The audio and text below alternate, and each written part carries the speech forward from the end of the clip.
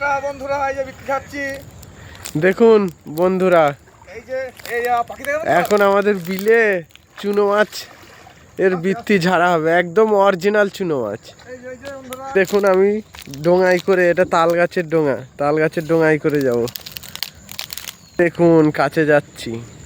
এই আমার পাখি দেখে জানো, না না দেখা যাবে না,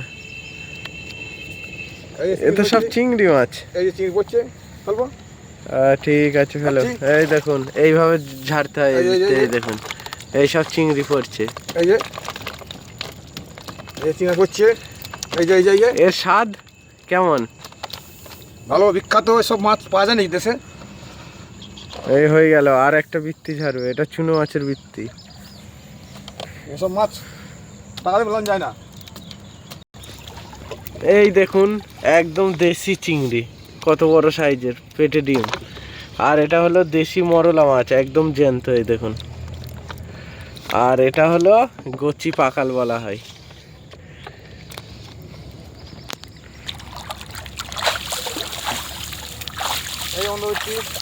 এই বৃত্তিতে ধাক্কা লাগবে ডোঙা।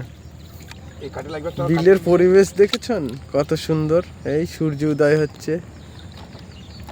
আসুন আসুন, এই যে বৃত্তিতে জল দিতে হয় কেন? জল দিতে হয় কেন? শুনুটা ই হয়ে যায়। এই যে কি সুন্দর চিংড়ি মাছ, এখন কি করবো, বাড়িতে খাবো না জিয়ে রাখবো। চলো দেখি কি মাছ পড়েছে। ভাড়া বাল পড়ে দেয়। এই যে সাদা পড়েছে, ওই যে কি হবে, কি আছে, কিছুই নেই, তার বৃত্তি আসুন নাই, মাছ না হয়। এই বৃত্তিতে ভালো মাছ পড়েনি। আর পাকাল পড়েছে 100 গ্রাম। 100 গ্রাম পাকাল পড়েছে। হ্যাঁ একটা বড় গচি পাকাল পড়েছে। এই